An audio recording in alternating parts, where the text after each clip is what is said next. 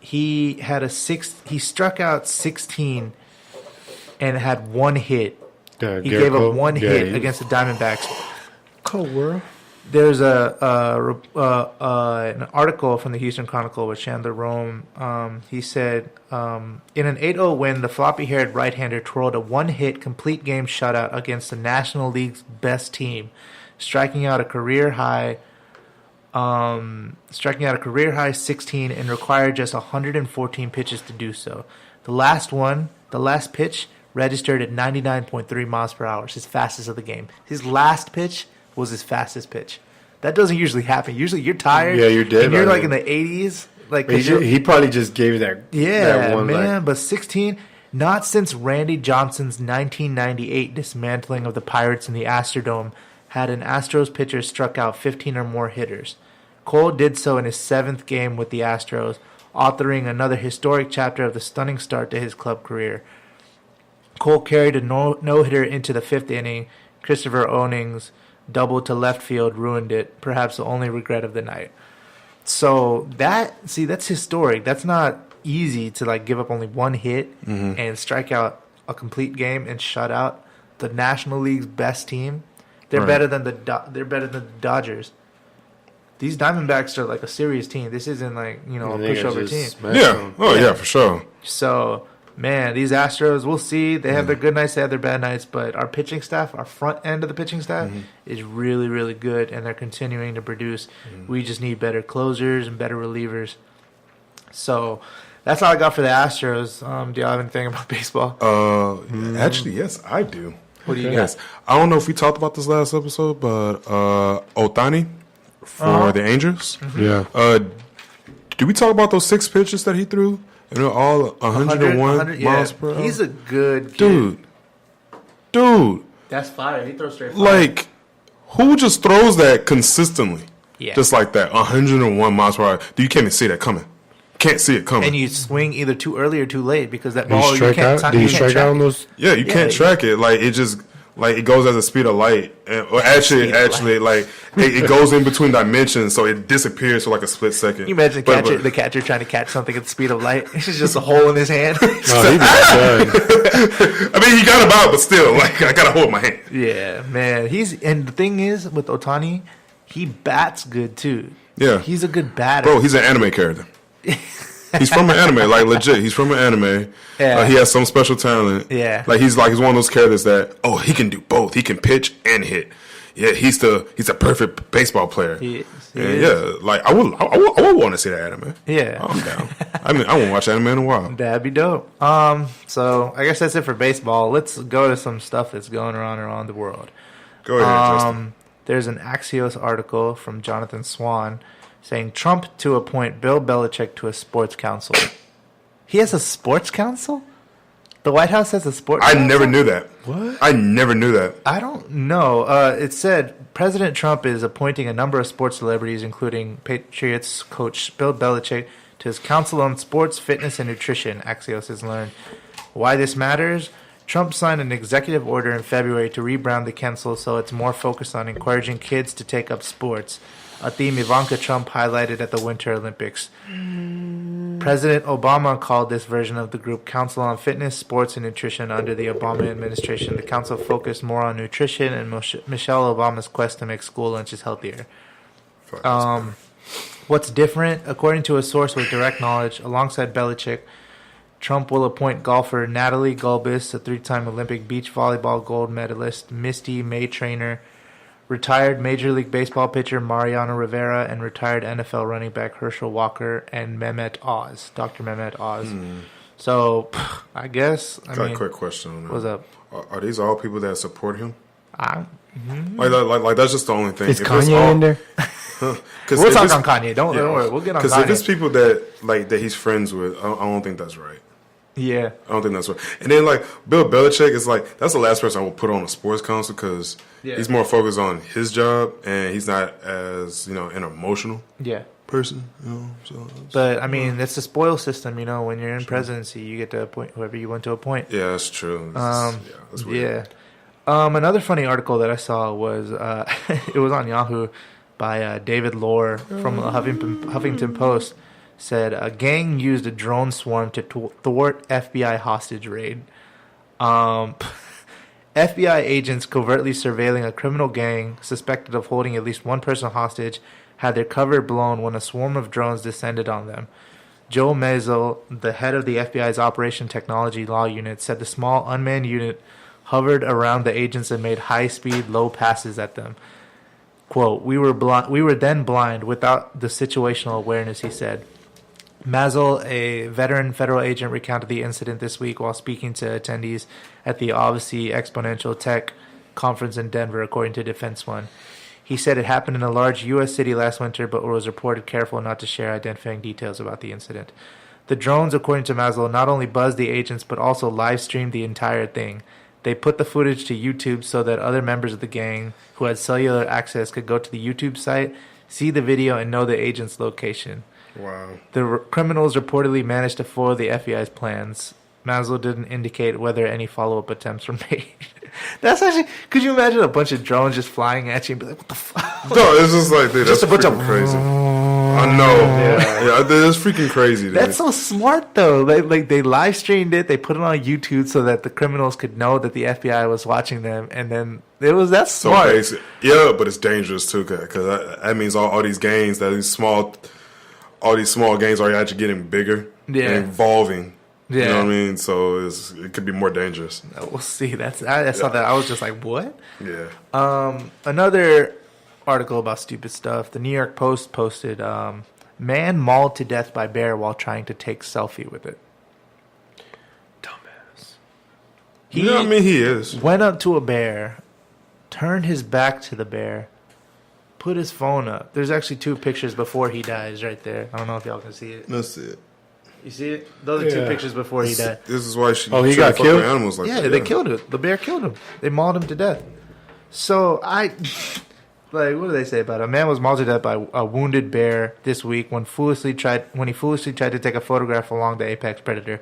The third wild animal-related selfie fatality in this region of India. Oh, of course, it's in India. In less than a year, according to a report. Because Justin is Indian. Thanks. Justin, you're Indian. The victim, identified by local media as Prabhu Batara, was driving a group of people home from a wedding in an SUV when he stopped to relieve himself in a forest area in the eastern Indian state of Odisha on Wednesday evening, the Hindustan Times reported. Batara then spotted an injured bear and for some reason decided to take a selfie with the creature, according to the report. When the man approached, the bear's fight instinct immediately kicked in and it killed him. So this dude was probably drunk, coming back from a wedding, decided to take a piss on the side of the road, saw a bear, which was like, oh shit, yo, there's a bear. Bears are real. What kind of bear was it? Black bear? Probably a brown bear, black bear, I guess. They're real common over there in India? I guess in the forest area, yeah. Oh. But still, man. I didn't know that either. Bro, like, I didn't know that bears were in India. this is the dumbest. I know jaguars and tigers and shit, but I didn't know elephants and shit. I don't know, man. I feel like, you do stupid things. Bears are more of I feel like because bears are more of like a like especially like black, they're like in the cold area, like India's real tropical. Well, in the north though, in the north is kind of cold. I get what you're saying. Mountains and forests. Oh yeah, because of the Himalayas. Yeah. Gotcha. So I don't know. I have no words for What's that. What's wrong with our society where we think we could take selfies with a bear? Anything. And the bear's just especially a bear. Yeah, I don't know. I don't know. I have no words. I don't. He thought he was like Leonardo DiCaprio in like The Revenant or something, bro. I'm telling you, I think he was drunk after the wedding, and he just it had to be. Yeah. He was high on a pot noose. I'm high on pot noose. So stupid. There's another article that was pretty interesting to me. This one says that Hulk Hogan might be close to returning to the WWE. This is Henry Bushnell from Yahoo Sports. Less than 3 years after being fired by the WWE for an infamous rant, Hulk Hogan is reportedly nearing a return to wrestling. That's according to TMZ, which reported Friday that Hogan and high-ranking WWE officials have been in touch recently, and it's been positive. Hulk Hogan is coming back. Hey, yo, if Vince McMahon wills it, he makes it happen. Yeah, it's crazy. It's crazy, and come on, like Vince McMahon is also bringing back the XFL. Yeah, we're living in the generation of nostalgia. You know, everybody wants to go back to the past and stuff. So I feel like they're bringing back a lot of these people just to appease the fans. I feel like they did it, but they did it like 2 years ago with The Rock and stuff. Yeah, I know, but this is just another cog in that wheel. You know, they're bringing back old people. Sting came back after a long time. Imagine if they brought Kane back. Yeah, Kane looks like an old. They brought Undertaker back. Yeah. I thought, Undertaker needs to retire. He's too old, man. He's too old. He's like 60. Man, and you can see him after the fights. Like, he's just, like, limping and stuff, and his body just takes a toll. Okay, we got to touch on this. Kanye West. Adidas won't drop Kanye West for slavery comments despite petition. Quote, he's been a fantastic creator. Now, Kanye West recently came out with a rant talking about how slavery was a choice. And if it was for 400 years, you know, if it's been for 400 years, slavery is a choice at that point. I don't see the logic in that. I don't understand why somebody could come to... I'm not gonna lie, it's debatable what he said, but I don't think it's... But the thing is, see, there's not really any debate, because at that point, when you've been enslaved for so long, it psychologically breaks you down, so you can't... Because it's like, I feel like... So it's like if you grew up on something, that's all you know. Exactly, but so that's a psychological thing. That's not a choice being like, all right, I guess I got to go be a slave today. No, that's just them. You know, that's all they know. So it's psychologically, they're just like, all right, well, let me go back to, you know, this is just life. This is just life how it is now. And it's kind of a Stockholm Syndrome kind of thing. Yeah, exactly. Where Stockholm Syndrome is just like, you know, you're enslaved for so long that you become sympathetic to the slave master. Yeah, exactly. But because you think that's just how it is, that's just how life is, you know? And so for somebody who has knowledge, who's been educated, who knows things, you know, to say something like that, it's very ignorant, it's very illogical, and I understand why it pisses off a lot of people. And then the fact that he's a Trump supporter, he just like made it even worse. Yeah, and it just came at a worse time for them to say. He's just trying to get that, because like I say, bad publicity, good publicity doesn't matter, and he's dropping an album, and he just wants to get... This is what it looks like when a black person loses his black card. Yeah, that's true. That's exactly what he ain't invited to the barbecue. He's never invited to the barbecue. I just don't understand, like... Bro, it's because it's fucking Kanye.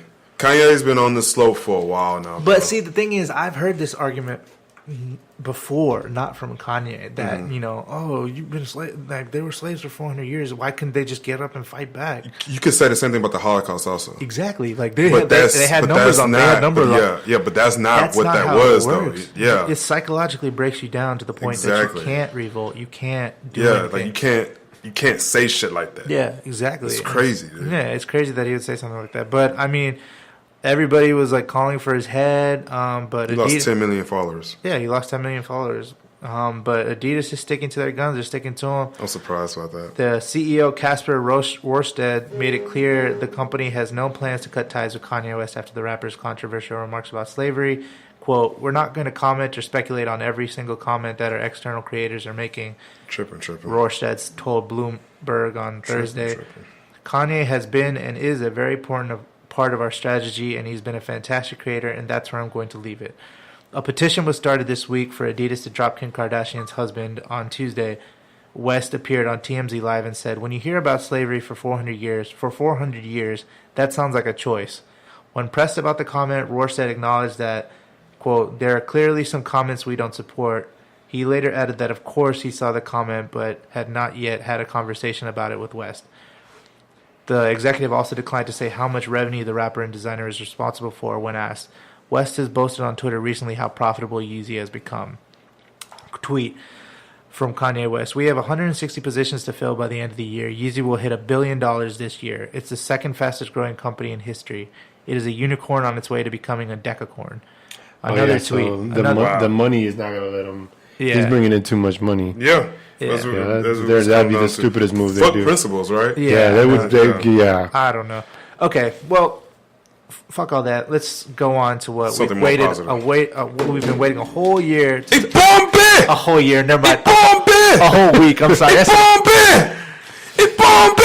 on, that was the best. Avengers: Infinity War. Let's talk about it. Best movie. Let's start from the start. I mean, let's start at the beginning. Go ahead, Sham. Okay. So what opens up is Thor's spaceship from Thor Ragnarok, right? The spaceship that he got all the Asgardians on to escape because Asgard was going down. Yeah, it was. It went down. It went down. Yeah, as it was going down. Yeah, okay. God damn, come on, shit.